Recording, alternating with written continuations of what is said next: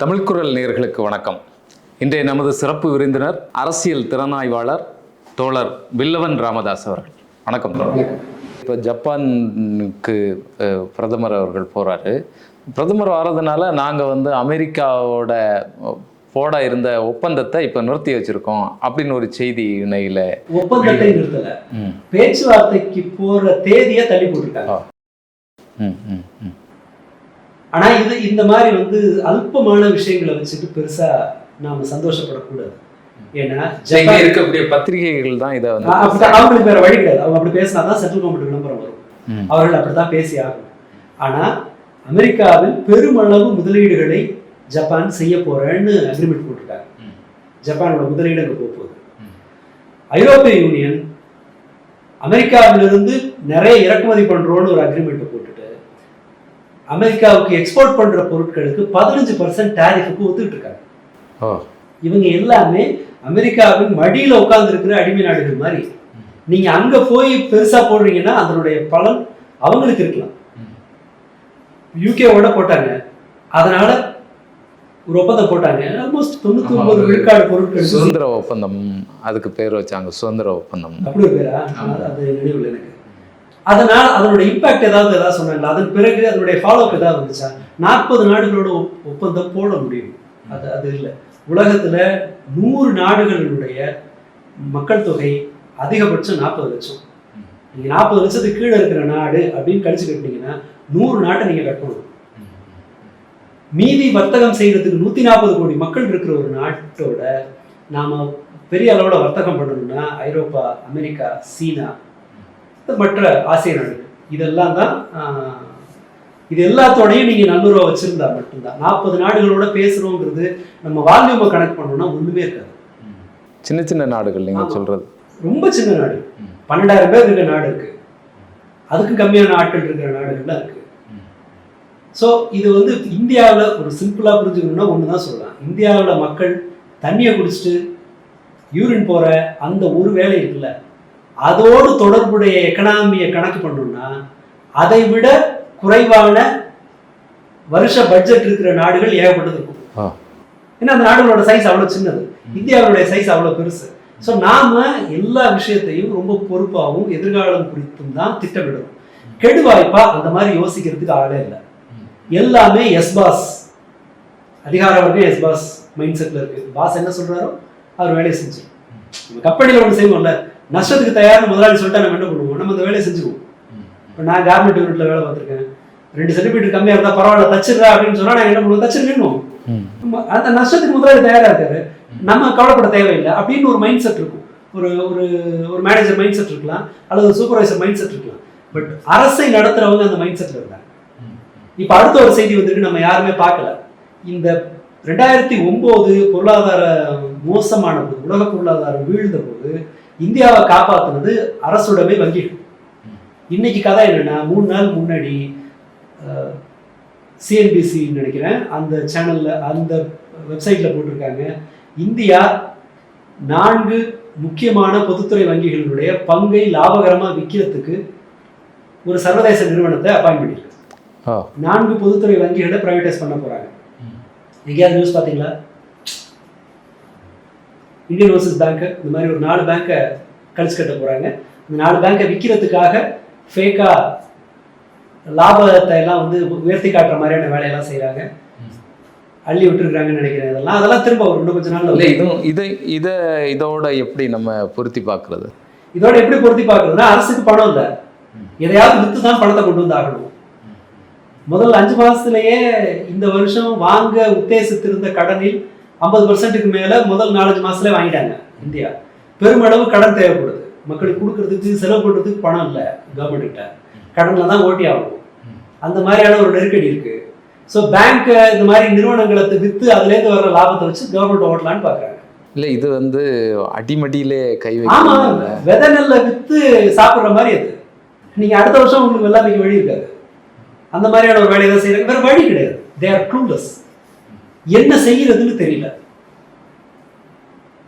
Hitler சொன்னார்ல, முன்பே பேசின மாதிரி தெரியல, என்னமாவது பண்ணி வெற்றியை கொண்டாங்கன்னு ஹிட்லர் சொல்றாரு. ஹிட்லர் கீழே உங்களுக்கு என்னன்னு தெரியல, எப்படி வெற்றியை கொண்டு வரதுன்னு தெரியல. கடைசி நேரத்தில் அவர் பொய் சொல்லி தான் சமாளிச்சாங்க கடைசி கொஞ்ச நாள். அந்த மாதிரி இப்போ என்னன்னு சொன்னா ராஜாவை மகிழ்ச்சிப்படுத்துவது எப்படி அப்படிங்கிறத வச்சு 11 வருஷம் ஓட்டிட்டாங்க இந்த அதிகார வர்க்கம் எல்லாம். இப்போ நிலைமை கை மீறுது. கையை மீறும் போது என்னமாவது பண்ணி இதை சரி பண்ணு அப்படின்னு கேட்கிறாரு. அவங்க தரப்புல முயற்சி பண்றாங்க இல்ல, ஆனா நேர்மறையா அவர்கள் முயற்சி பண்ணல, அது வேற விஷயம். இந்த பிரச்சனையை சால்வ் பண்றது எப்படின்னு அதிகார வர்க்கம் கடந்து உருளுது, சாத்தியப்படல, எப்படின்னு தெரியல. நீங்க ஆப்பிரிக்கா இப்ப சொல்றாங்கல்ல, ஆப்பிரிக்காவில் விற்பனையை அதிகரிக்கலாம் அப்படின்னு சொல்லிட்டு என்ன விற்பீங்க ஆப்பிரிக்காவில்? உங்ககிட்ட என்ன இருக்கு ஆப்பிரிக்காவில் விற்கிறதுக்கு? கார்மெண்ட்டை கொண்டு போறீங்களா? நம்மளை விட பாதி விலைக்கு விற்கிறதுக்கு பங்களாதேஷ், கம்போடியா இவங்கெல்லாம் தயாரா இருக்காங்க. இல்லை, ஏற்கனவே அங்கே ஒரு வர்த்தகம் நடந்துட்டு இருக்கும், ஏற்கனவே இருக்கும். இன்னொன்று ஆப்பிரிக்காவில் பெரும் பங்கு நடக்கிறது என்னன்னு சொன்னா, அமெரிக்கா ஐரோப்பாவில் பயன்படுத்தப்பட்ட ஆடைகள் இருக்குல்ல, அது ஆப்பிரிக்காவுக்கு போய் அங்கே எடுத்து மடித்து அயன் பண்ணி ஆப்பிரிக்காவின் வெவ்வேறு நாடுகளுக்கு போகுது. இல்லை ஆப்பிரிக்காவில் முதலீடு போடுறதுக்கு ஏதாவது நீங்கள் பண்ணியிருக்கீங்களா அப்படின்னு சொன்னால், சைனா ஜிபூட்டின்னு ஒரு சின்னோண்டு நாடு. அந்த நாட்டில் 24 மணி நேரமும் பிஸியாக இயங்குகிற ஒரு துறைமுகம் வச்சிருக்கான் சைனா. அந்த துறைமுகத்திலேருந்து 400-500 கிலோமீட்டரோ அல்லது 1000 கிலோமீட்டரோ ரோடு போட்டு சிறப்பு பொருளாதார மண்டலங்களை வச்சு 5000 ரூபா 6000 ரூபா சம்பளம் கொடுத்து, மாத சம்பளம் கொடுத்து பல ஆயிரம் ஆப்பிரிக்கர்களை வச்சு அங்கே தொழில் பண்ணி துணியை சைனாலேருந்து அனுப்பி ஆப்பிரிக்காவில் தச்சு ஐரோப்பாவுக்கு ஏற்றுமதி பண்ணுறான் சைனா. இது 10 வருஷம் முன்னாடி போட்ட பிளானாக இருக்கும். உங்களுடைய திட்டம் என்ன? நீங்கள் ஆப்பிரிக்காவில் வர்த்தகத்தை செய்கிறதுக்கு என்ன செஞ்சீங்க? கிடையாது. இந்தியாவிலிருந்து வாங்கிட்டு இருந்த பொருள் எல்லாம் ஆப்பிரிக்காவில் நம்ம ஊர் ஆளுங்க தான் அங்கே போய் தோட்டங்கிட்டெல்லாம் வாங்கி அங்கே இருக்கிற ஆட்களை வச்சு விவசாய பொருட்களை ஆப்பிரிக்காவிலேருந்து அமெரிக்காவுக்கும் ஐரோப்பாவுக்கும் எக்ஸ்போர்ட் பண்ணுறாங்க. இந்த பிரச்சனைக்கு நீங்கள் என்ன செஞ்சீங்க? நமக்கு தெரியாது. இந்த மாதிரி ஒரு சூழல் இருக்கு. நம்முடைய விற்பனை பொருட்கள் எல்லாத்துக்கும் ஒரு காம்படிட்டர் உலகத்தில் உருவாகிட்டு இருக்காங்க. இதை நம்ம எப்படி எதிர்கொள்றது? நீங்கள் 10 வருஷம் முன்னாடி யோசிச்சிருக்கணும். இல்லை, எதிர்காலத்தை பற்றி திட்டம் இல்லாததுனால இந்த எதிர்காலத்தை பற்றின திட்டம் இருக்கு. இவங்க 40 வருஷம் ஆடுறதுக்கு என்ன பண்றதுங்கிறதுக்கு திட்டம் இருக்கு. மக்கள் வாழ்றதுக்கு என்ன வழிங்கிறதுக்கு திட்டம் இல்லை. இல்லை அவ்வளோ வேண்டாம். அமெரிக்காவில் வேலை செய்கிறவங்களுக்கு ஒரு நெருக்கடி வருது. டிராஃபிக் வயலேஷன் பண்ணீங்கன்னு சொன்னா உங்களை திரும்ப நாட்டுக்கு அனுப்புறது அளவுக்கு அவன் ஸ்ட்ரிக்டா இருக்கான். 5.5 கோடி மக்களுக்கு, அமெரிக்காவில் குடியேறி இருக்கிற 5.5 கோடி மக்களோட குடியேற அல்ல வேலை செய்யறதுக்கு வந்தவங்களோட அவங்களோட டாக்குமெண்ட்டை திரும்ப செக் பண்ணுன்னு இருக்கான். டாக்குமெண்ட்டை செக் பண்ணி அதுல ஏதாவது வயலேஷன் இருந்துச்சுன்னா அனுப்பு அப்படிங்கிறான். டிராஃபிக் வயலேஷன் மாதிரியான சின்ன குற்றங்களுக்கு கூட டிபோர்ட் பண்ணி அவங்க நாட்டுக்கு அனுப்புன்னு சொல்றான். இது ரெண்டையும் லிங்க் பண்ணி பாருங்க. நீங்க ஒரு சின்ன வயலேஷன் ஒன்று எதுவும் யார்கிட்ட வேணா கண்டுபிடிக்கலாம். ஒருத்தர்கிட்ட டிராஃபிக் ஓவர் பண்ணாங்க அல்லது வேற ஏதோ ஒன்று செஞ்சாங்க, என்னமோ ஒன்று, உங்களோட டாக்குமெண்ட் எனக்கு டவுட்டாக இருக்கு, ஏதாவது ஒரு காரணம் சொல்லி. ஸோ இப்படி இருக்கும்போது இந்தியன் டயஸ்போரா யாரை வேணா வீட்டுக்கு அனுப்பலாம். நீங்க நல்லா கவனிச்சு பாருங்க. மோடின்னு வானத்துக்கும் பூமிக்கும் குதிச்ச அமெரிக்க வாழ் சங்கிகள் எல்லாம் இப்ப என்ன பண்றாங்க? கம்ப்ளீட் சைலன்ஸ்ல இருக்காங்க. ஏஎன்ஐயோட ஓனர் கதறாங்க ஒரு ஒரு ஒரு பாட்காஸ்ட் ஒன்றுல. ஏன் கிரீன் கார்டு வாங்கினவங்க எல்லாம் பேசாம இருந்தா பரவாயில்ல, சிட்டிசன்ஷிப் வாங்கினவங்க எல்லாம் ஏன் இந்தியாவுக்காக பேச மாட்டேங்கிறாங்க அப்படின்னு சொல்லி ஒரு பாட்காஸ்ட் போட்டு புலம்புது அந்த அம்மா. கம்ப்ளீட் சைலன்ஸ்ல இருக்காங்க, பேசவே இல்லை. இதுக்கு முன்னாடி புல்டோசரை விட்டு ஊர்வலம் பண்ணான்னு தெரியுமா? இப்ப பண்ண சொல்லுங்க. இப்ப இந்தியாவுக்கு எனக்கு சம்மந்தமே இல்லைன்ற மாதிரி உட்காந்துருக்காங்க. இதோட தொடர்ச்சி என்ன வரப்போகுது? அமெரிக்க வேலை வாய்ப்பு பறிபோகும் போது மாணவர்களுடைய விசா அந்த தங்கி இருக்கிற காலத்தை குறைக்கிறான். மற்ற வேலைகளுக்கு இந்தியாவில் ஏற்கனவே கிரீன் கார்டு வாங்கி இங்கிருந்து வேலை பார்க்கறதுக்கான H1B விசா வச்சிருக்கவங்க இருக்காங்க இல்லையா, அவங்க வேலைக்கு போறதுக்கான ரெஸ்ட்ரிக்ஷனை கடுமையாக்குறான். ஸோ சுத்தி வளர்ச்சி என்னன்னு சொன்னா எல்லா திசையிலிருந்தும் அமெரிக்கா அடிச்சுட்டு இருக்கான் இந்தியாவை. இவங்க தப்பிக்கிறதுங்கிறது நம்ம நினைக்கிற மாதிரி இல்லை. ரொம்ப ரொம்ப கடினமான ஒரு காலம் எதிரில் இருக்கு. ஏன்னா நம்முடைய டேமேஜ் கண்ட்ரோல் எடுக்கிற எல்லாமே எந்த பலனும் இல்லாமல் மற்றவர்களுக்கு பலன் தர்ற மாதிரியான ஒரு ஏற்பாடாக தான் இருக்கு. ஸோ இது ஒரு டிசாஸ்டர் அப்படின்னு சொன்னா அது கொஞ்சம் கூட மிகை மதிப்பீடா இருக்காது. அவ்வளவு மோசமான இடத்துல இருக்கும். இந்த பிரச்சனை இருக்குங்கிற செய்தி மக்களுக்கு தெரியாம பாத்துக்கிறாங்க. இந்த பிரச்சனை இவ்வளவு பிரச்சனை இருக்குங்கிற செய்தி இவங்களுக்கு தெரியுமான்னு தெரியல. மகாராஜாவுக்கு தெரியுமாங்கிறது தெரியல. அவரை சந்தோஷமா வச்சிருக்காங்கன்னு நினைக்கிறேன். ஜாலியா இருக்கு, ஹாப்பியா இருக்கிறதுக்கு தான் இப்போ ஜப்பானுக்கெல்லாம் கூட்டு போயிருக்காங்க. இல்லை, இந்த அமெரிக்கா சொல்றது பால் உற்பத்தி பொருட்களுக்கான சந்தையை இந்தியாவில் திறக்கணும் அப்படிங்கிறது, அது மாதிரி மக்காச்சோளம், இப்படி சில விவசாய பொருட்களுக்கான இதுக்கு அடிபணிகிறதுக்கான சூழல் இப்போ இருக்கா இந்திய அரசாங்கம்? இல்லை, அது என்னன்னு சொன்னா அது ஒரு பெரிய அது அவங்களால சரி பண்ண முடியாத டிசாஸ்டரா இருக்கும். அதான் உண்மை. தோராயமா மக்கள்ல பாதி பேர் நேரடியாக மறைமுகமாக விவசாயங்கிற தொழிலை சார்ந்திருக்காங்க. இந்த இடத்தில் இந்த சந்தையை திறக்கிறதுங்கிறது இன்னொன்று, குறைந்தபட்ச இந்தியாவினுடைய தலையிலிருந்து கால் வரைக்குமான எல்லா பகுதியில் இருக்கிற விவசாயம் சார்ந்த மக்களினுடைய இன்னொரு முக்கியமான வாழ்வாதாரம், மாசம் அவங்களுக்கு பணம் வர்றதுக்கான வழி என்னன்னா மாடு வளர்க்குறது. ஏன்னா நீங்க நெல் அறுக்குறீங்களா, உங்களுக்கு பணம் கிடைக்கிறதுக்கு 150 நாள் ஆகும். நீங்க 4 மாசத்துல அறுக்கலாம். நீங்க கொண்டு போய் சொசைட்டி இதுல போட்டுட்டு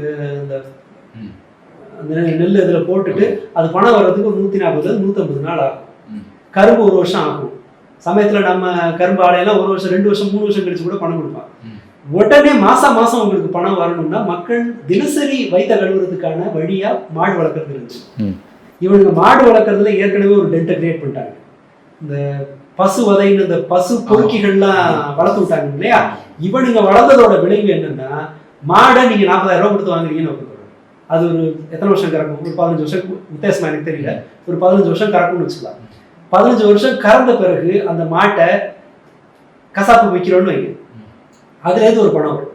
அப்ப என்ன ஆகும், எனக்கு மாசம் வர்ற பணம், மாடுல இருந்து பால் கறந்து வர்ற வருமானம் இல்லைன்னாலும் மாட்டை கசாப்பு, அது எப்படி 300 கிலோ இருக்குமா, அதுக்கான இடம் வச்சா கூட 100 ரூபாய் இடம் போட்டு வச்சா கூட 30,000 ரூபாய் வந்துடும். ஸோ மாடு ஒரு அசட்டா இருந்தது. அதோட மட்டும் இல்லாம நீங்க உழைச்சிங்கன்னா அதற்கு உண்டான பாலை கொடுக்கும், மாத வருமானம் கிடைக்கும். இந்த நாயை இவங்க சேர்ந்து என்ன பண்ணிட்டாங்கன்னா, இந்த மாடு விற்பனைக்கான கதவுகளை வந்து நார்த் இந்தியாவில் அடைச்சாங்க. ஸோ இப்படி ஒரு சூழல் வந்த பிறகு மாடு வியாபாரம் ஏற்கனவே நஷ்டத்துல இருக்கு. நீங்க பால் விற்பனையை கொண்டு வந்து இங்க போட்டீங்கன்னு வச்சுக்கோங்க, அவங்களோட பாலை வந்து இங்க பொருளை இறக்கணும்னா அந்த எதிர்ப்பை இவர்களால் ஹேண்டில் பண்ணவே முடியாது. இல்லை, அமெரிக்கா சொல்கிறது 2 விஷயம் அப்படிதானே. ஒன்று வந்து ரஷ்யாவிட்டேருந்து எண்ணெய் வாங்குறத நிறுத்தணும், அப்புறம் வந்து எங்களுடைய விவசாய பொருள்களுக்கான வாசலை திறந்து விடணும். இந்த 2 விஷயம், இந்த 2 விஷயத்துக்கான சாத்தியக்கூறுகள் நீங்கள் சொன்ன மாதிரி இதில் அவ்வளோ சிக்கல்கள் இருக்குது. இன்னொரு பக்கம் வந்து எண்ணெய் இறக்குமதி பண்ணுறதை முற்றிலுமாக வந்து நிறுத்தணும் அப்படிங்கிறது. நான் இதுக்கு கண்ணு கட்டின தூரம் வரைக்கும் எதுவுமே தெரியலே. இல்லை, அது அவங்க எண்ணெயை நிறுத்துறது அப்படின்னு சொன்னால் அதுக்கு ஏதாவது ஒரு ஆல்டர்னேட்டை பண்ணியிருப்பாங்க. பட் விவசாய பொருளை அனுமதிக்கிறதுங்கிறது வந்து பாஜகவினுடைய பேச ஆட்டங்கான வச்சிருங்கிறது தான் முதல் பயம். ஏன்னா மக்களுக்கு அதுக்கு அவர்கள் ஈடுகட்டவே முடியாது அந்த செயலாக, அதுக்கு பயப்படுறாங்க. அது ஒண்ணு. கண்டு கட்டின தூரம் வரைக்கும் என்ன வாய்ப்பு இருக்குன்னு சொன்னா, இவர்கள் உறுதியா அமெரிக்காவோடு வேறொரு சமரசத்துக்கு போவாங்க. மற்ற டீல் எல்லாம் நடந்துட்டு தான் இருக்கு. நீங்க அவங்க கிட்ட இருந்து ராணுவ தளவாடங்கள் வாங்குறது அது எங்கேயும் நின்ன மாதிரி எனக்கு தெரியல. அந்த டீல்ல எந்த பிரச்சனையும் இல்லை. அது வழக்கம் போல போய்கிட்டு தான் இருக்கும். அது எந்த இதுவும் இல்லை. இது யாரை பலி கொடுக்க போறாங்க, இந்த டேமேஜுக்கு யாரை பலி கொடுக்க போறாங்கிறதா இப்போதைக்கு இந்த மாதிரியான சிறு சிறு தொழில்களை, small and medium scale industries எல்லாத்தையும் பலி கொடுத்து இந்த இதை செஞ்சுட்டு இருக்காங்க. ஃபர்தரா அமெரிக்காவை சந்தோஷப்படுத்துறதுக்கு இவர்கள் என்னத்தை, இது அமெரிக்காவுக்கு எந்த பலனும் இல்லை. இந்த டேரிஃப்னால அவனுக்கு எந்த பலனும் இல்லை. ஸோ ஒரு பலனை கொடுக்காம இந்த பிரச்சனை செட்டில் ஆகாதுங்கிறது தான் என்னுடைய கணிப்பு. எதை கொடுக்க போறாங்கிறது தெரியல. இப்போதைக்கு சீனாவுக்கு ஒரு சலுகை கொடுத்துருக்காங்க இந்தியாவோட வர்த்தகம் பண்றதுக்கு. டிக்டாக் தடை அது இதுன்னு சொல்லி பண்ணதுல இப்போ சீனாவுக்கு வாசலை திறந்திருக்காங்க. அவர்கள் அதே நம்பிக்கையோடு இருப்பாங்களா? நீங்க யோசிப்பாங்க, சீனா ஏற்கனவே இந்த மாதிரியான டிக்டாக் தடை பண்றேன், விவோ அவங்களோட இதை கேன்சல் பண்ணாங்கன்னு நினைக்கிறேன், இந்த மாதிரியான வேலையெல்லாம் செஞ்சாங்க. ஸோ இப்போ சீனா அப்படியே பழைய நட்புணர்வோடெல்லாம் வரதுக்கான வாய்ப்பு இல்லை. அங்கேயுமே ஒரு கவனமாக தான் அவன் நம்மளை கையாள போகிறான். பாகிஸ்தானுக்கு இருக்கிற முக்கியத்துவம் தான் அவன்கிட்ட அதிகமாக இருக்க போகுது. அவர்கள் 2 பேரும் பங்காளிகள் மாதிரி. ஸோ அப்படி இருக்கும்போது இந்தியா கண்ணு கெட்டின தூரம் வரைக்கும் இந்த பிரச்சனையை புத்திசாலித்தனமாவோ அல்லது தைரியமாவோ கையாளும் இந்தியாவில் மோடி பாஜக அரசு தைரியமா கையாளும் அப்படிங்கிறதுக்கு எந்த நம்பிக்கையும் கிடையாது. அதை மக்கள் ஓரளவு ரியலைஸ் பண்ணிட்டாங்கிறது தான் இன்னைக்கு இந்தியா டுடே சர்வே சொல்றது. என்னன்னா, இப்போ தேர்தல் நடந்ததுன்னா 300 சீட்டுக்கு மேல, 314 சீட்டு நினைக்கிறேன், 314 சீட்டுக்கு மேல இந்தியா கூட்டணி பெறும். பாஜக இப்ப இருக்கிறத விடவும் அந்த இம்பாக்ட் இன்னுமே தெரிய ஆரம்பிக்கல. அந்த பொருளாதார இது நமக்கு பேசிட்டு இருக்கிறோம், அது களத்துல பிரதிபலிக்க ஆரம்பிக்கல. ஓரளவு தெரிய ஆரம்பிச்சிருக்குன்னு தான் நான் நம்புறேன். ஏன்னா மக்கள் ஒப்பீனியன் திருப்பூர்ல கேட்ட வரைக்கும் இது நேரடியா மத்திய அரசாங்கம் சம்மந்தப்பட்டது அப்படிங்கிற அளவுல தான் சாதாரண டெய்லருங்க கூட கருத்து சொல்றாங்க, ஏதாவது பண்ணணும். ஸ்டேட் கவர்மெண்ட் அவங்க எதுவுமே கேட்ட மாதிரி எனக்கு தெரியல, யூனியன் கவர்மெண்ட் ஏதாவது பண்ணணுங்கிறாங்க. இது கான்பூர்ல இருக்கவங்களுக்கும் தெரியும். அங்க குஜராத்ல இவங்க கிராமுக்கு 10 ரூபாய் ஏற்றிருக்காங்க, தங்கம் கிராமுக்கு 100 ரூபாய் டிராபேக் ஏற்றிருக்காங்கும் போதே யூனியன் கவர்மெண்ட் தான் பண்ணணும்ன்ற அறிவு அவனுக்கு இருக்கு அப்படிங்கிறது தான் நமக்கு தெரியுது. ஸோ ஓரளவு மக்கள் ரியலைஸ் பண்ணிட்டாங்கன்னு தான் நான் நம்புறேன். ஏன்னா இந்த இவர்களுடைய பதக்கம் இருக்குல்ல, இந்த எஸ்ஐஆர்ல இவர்களுடைய பதக்கம் இருக்குல்ல, அது பட்டவர்த்தனமா தெரியறது என்னன்னு சொன்னா, ஃபேக் நியூஸை வச்சு அல்லது மீடியா மேனேஜ்மெண்ட்டை வச்சு இந்த பிரச்சனையை தீர்த்திட முடியாது அப்படின்னு பாஜக ரியலைஸ் பண்ணியிருக்குங்கிறதா நான் நினைக்கிறேன். ஏற்கனவே வந்து அமெரிக்காவுக்கு போகக்கூடிய ஏற்றுமதி ஆகக்கூடிய எல்லாமே ஸ்டாப் ஆயிருக்கு. திருப்பூர் மாதிரியான இடங்கள்ல அது நெருக்கடி எப்படி இருக்குன்னா, நீங்க ஒரு ஆர்டர் போறதுக்கு 60 to 90 நாள் ஆகும். இன்னைக்கு நான் அடுத்த மாசம் அல்லது அதுக்கு அடுத்த மாசம் அனுப்ப வேண்டிய ஆர்டருக்கு நான் 60-70 நாள் இருக்குன்னு சொன்னா நான் இன்னைக்கு நூல் வாங்கியிருப்பேன். நூல் தான் ஒரு ஆடையினுடைய அதிகபட்ச செலவு பிடிக்கிற இடம். அதுக்கான பட்டன் ஆர்டர் பண்ணியிருப்பேன், அதுக்கு ஜிப்பர் ஆர்டர் பண்ணியிருப்பேன், துணி என்கிட்ட இருக்கும். நாளைக்கு தைக்க போற கார்மெண்ட்டுக்கு இன்னைக்கு தான் துணி எடுத்து நான் கட்டிங்ல லே பண்ணணும், அந்த மாதிரி இருக்கும். இந்த மாதிரியான தைக்கிறதுக்கு முன்பு இருக்கிற வேலைகள்ல செய்யப்பட்ட முதலீடு பெரிய அளவுக்கு இருக்கும். இதெல்லாம் ஒரு நிறுவனத்தால தாங்கவே முடியாது. அடுத்ததா அமெரிக்க நாடு இல்லைன்னு சொன்னா நீங்க அதை ரீப்ளேஸ் பண்றதுங்கிறதுக்குள்ள இவ்வளவு பெரிய 1000 மிஷினை போட்டிருக்கீங்க அப்படின்னு வச்சுக்கோங்க. கணக்குக்கு 1000 மிஷின்ல 300 மிஷினுக்கு வேலை இருக்காதுன்னா எப்படி தொழில் நடத்துறது? பணம் வராது. ஏற்கனவே போன ஆர்டர்கள் இந்த கடல் உணவுகள் மாதிரி திரும்பி வந்துச்சுன்னா அதுக்கு என்ன பண்றது? அதை பத்தி நமக்கு எந்த கிளாரிட்டியும் இல்லை. ரெண்டாவது, அந்த துணியெல்லாம் இன்னொரு ஊர்லேயும் போய் விற்க முடியாது. ஒரு ஊர்லேயும் சைஸ் வேற வேற மாதிரி இருக்கும். அமெரிக்காவுக்கு அனுப்புற ஆடைகளோட சைஸ் வந்து நீங்க ஒரு ஸ்டாண்டர்ட் இருக்கும் அங்க ஊர்ல, அது வேற ஊர்ல போய் விற்கிறது கஷ்டம். ஸோ ஒரு ப்ராக்டிக்கலா பார்த்தோம்னு சொன்னா இந்த லாஸ் இருக்குல்ல, இந்த அடியினால நாளைக்கே ட்ரம்ப் டாரிஃப் கேன்சல் பண்ணாலும் கூட இந்த இடைப்பட்ட ஒரு மாசத்துல வந்த நஷ்டத்தை ஈடுகட்டுறதுக்கு நம்ம வழி கிடையாது. அதுவே ஒரு பெரிய சுமை மக்களுக்கு. ஸோ இதை காம்பன்சேட் பண்றதுக்கு இவர்கள் எந்த உருப்படியான திட்டத்தையும் இப்போது வரை அறிவிக்கலாம். இல்லை, இப்போ இந்தியாவிலேருந்து அமெரிக்கா இந்த பொருட்களை எல்லாம் வாங்குது. இதுக்கு மாற்றாக இப்போ வந்து வேற நாடுகள்லேருந்து வாங்க போகுது. இதனால அமெரிக்காவுக்கு லாபமா? இல்லை, அமெரிக்காவில் கடைகளில் விலை உயரத்தான் போகுது. அது ஆல்ரெடி உயர்ந்துகிட்டு தான் இருக்கு. அமெரிக்காவில் பொருட்கள் மீதான விலை உயர்ந்துகிட்டு தான் இருக்கு. ஆனால் அது வந்து அதனுடைய எதிர்வினை தெரியறதுக்கு. அதனால நமக்கு என்ன லாபம்? அமெரிக்க மக்கள் எல்லா ரோட்ல வந்து போராட போறாங்களா? நீ மரியாதை இந்தியாவில இருந்து இம்போர்ட் பண்ணுன்னு சொல்ல போறாங்களா? அவங்க என்ன சொல்ல போறாங்க? அடுத்தது வேற எங்கேருந்து மலிவா கிடைக்குது அங்க வாங்க போறாங்க. அமெரிக்காவினுடைய பிரச்சனை வேற, அங்க வேலை வாய்ப்பு குறைவா இருக்கு, மற்ற பிரச்சனை எல்லாம் இருக்கு. ஆனா இங்க எப்படி நீங்க முஸ்லீம் வெறுப்பை வச்சுட்டு உங்களுடைய அரசியல் வியாபாரத்தை நடத்துறீங்களோ, பாஜகவினுடைய அரசியல் வியாபாரம் நடந்ததோ, அதை போல அவர் என்ன செய்வாரு? இந்தியாவில இருந்து மெக்சிகோல இருந்து வர்றவங்களாலதான் உங்க வாழ்க்கை எப்படி இருக்கு, அதனாலதான் ஆப்பிள்காரன் போய் சைனால ப்ரொடக்ஷன் பண்றான், இந்தியாவில ப்ரொடக்ஷன் பண்றான், இங்க ப்ரொடக்ஷன் நடக்கணும்னா இந்த டாரிஃப் போடணும். நமக்கு 2014 ஒரு கதையை சொன்னாங்க தெரியுமா? 50 வருஷத்து டேமேஜை நாங்க 10 வருஷத்துல சரி பண்ணுறோம். 50 ஆண்டு காங்கிரஸ் கொடுத்தீங்க, எனக்கு 60 மாசம் கொடுத்தீங்க அப்படின்னாரு. அது 2019 என்ன சொன்னாரு? நாங்க வந்து கிரவுண்ட் ஒர்க் எல்லாம் பண்ணிட்டோம், இன்னுமே பாருங்க இந்த மான்குட்டி பாயிற மாதிரி பொருளாதாரம் பாய போதும் 2019 சொன்னாரு. இப்ப 2025 வந்து உட்காந்துட்டு என்ன பண்றாருன்னா, 50 வருஷம் காங்கிரஸ் வந்து எல்லாத்தையும் நாசம் பண்ணிட்டாங்கன்னு பழைய கச்சேரியை வச்சுட்டு இருக்காரு. உருப்படியா இதை ரெக்கவர் பண்றதுக்கு உண்டான எந்த திட்டமும் என்கிட்ட இல்லை. அடுத்ததா என்ன சொல்றாருன்னா, நாளைக்கு சரியாகும்னு அவர் பேசல. 2047 கோல் போஸ்ட் எங்க கொண்டு போய் போட்டிருக்காருன்னா, 2047 இந்தியா வல்லரசு ஆகும். அதுக்குள்ள நீ செத்து போயிட்டீங்கன்னா அவங்க பொறுப்பு இல்லை. அதான் அவங்க சொல்ல வருது. 2047 இந்தியா வல்லரசு ஆகும்னா நீங்க இவருக்கு என்ன வயசு ஆகும்? இப்போ 75 வயசு ஆகுது. 2047 கணக்கு வச்சோன்னு சொன்னா ரைட்டு, அவருக்கு ஒரு 95 வயசுக்கு அப்புறம் இந்தியாவை வல்லரசு ஆக்கிட்டு தான் வல்லரசு ஆக்கிடுறேன்னு சொல்றாரு. இன்னும் 20 வருஷம் டைம் கொடுங்கன்றாரு, 60 மாசம் டைம் கொடுங்கன்னாரு, அடுத்து இன்னொரு 5 வருஷம் டைம் கொடுங்கன்னாரு, அடுத்த 5 வருஷம் டைம் கேட்டாரு. இப்ப அடுத்த 5 வருஷம்லாம் சுத்தப்படாது, ஸ்ட்ரைட்டா ஒரே அடி 25 வருஷம் டைம் கொடு பார்க்கலாம், இருந்தீங்கன்னா பார்க்கலாம், இதான் முடிவு.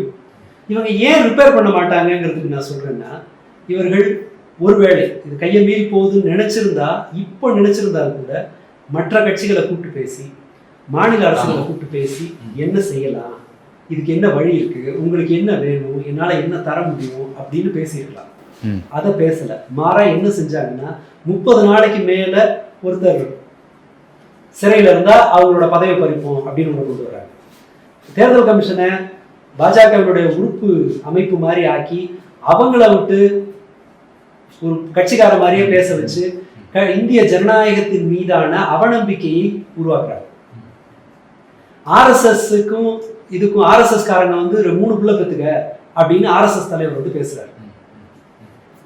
பொருளாதாரம் இப்படி இருக்கிற நிலைமையில 3 பிள்ளை பெற்ற ஃபீஸை நீயா கட்டுவ? ஃபீஸ் கட்டுறது இல்லை, டைப்பர் வாங்க காசு கொடுக்குமா கவர்மெண்ட்? எவனால ஆகுறது? ஒரு குழந்தைய இன்னைக்கு நீங்க ஒரு மிடில் கிளாஸ் இன்று ஒரு குழந்தைய வளர்த்து அவங்கள ஒரு பேச்சுலர் டிகிரி வரைக்கும் படிக்க வைக்கிறதுக்கு தோராயமா ஒரு மிடில் கிளாஸோட ஸ்டாண்டர்ட்ல வளர்க்கணும்னா 70-80 லட்சம் ரூபாய் ஆயிடும். ஆர்எஸ்எஸ் அவங்களுக்கு பணம் கொடுக்க போறாங்க. இதுக்கு முன்ன இஸ்லாமியர்கள் நிறைய பிள்ளைகள் பெற்றுக்கிறாங்க அப்படின்னு சொன்னதை இப்போ மறைமுகமாக சொல்கிறாங்களா? இல்ல இந்துக்கள் இவங்கெல்லாம் அப்படி சொல்லல, எல்லாரும் 3 பிள்ளை பெற்றுங்கன்னு சும்மா என்னன்னா டைவர்ட் பண்ணிட்டே இருக்காங்க. இன்னொன்னு சப்ளை, உங்களுக்கு எண்ட்லெஸ் சப்ளை. ஹெட்லைன்ஸ் தானே உனக்கு வேணும்.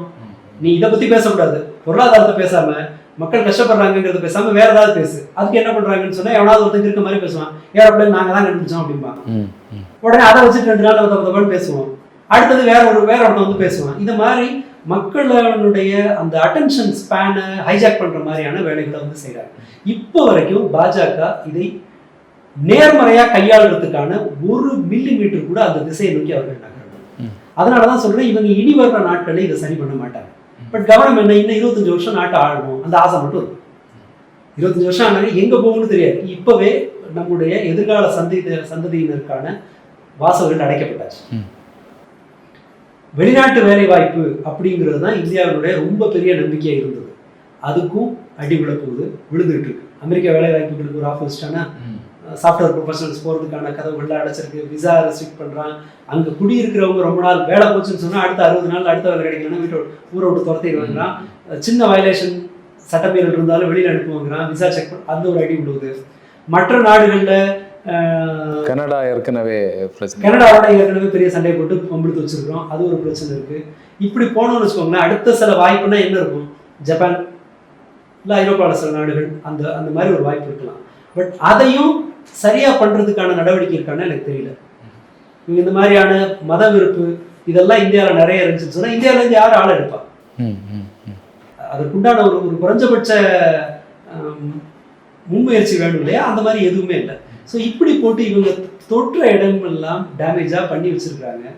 11 லட்சம் கோடி ரூபாய் அந்நிய செலாவணியில 11 லட்சம் கோடி ரூபாய் பங்களிப்பது யாருன்னா இந்தியாவிலிருந்து வெளிநாடுகளில் வேலை செய்யற மக்கள். யோசிச்சு பாருங்க, 11 லட்சம் கோடி அங்கேருந்து பணம் அனுப்புறது மூலமாக பணம் அனுப்பி நமக்கு கிடைக்கிற அந்நிய செலாவணி. சரி, உங்களுடைய நேரத்துக்கும் கருத்துக்கும் நன்றி. நன்றி.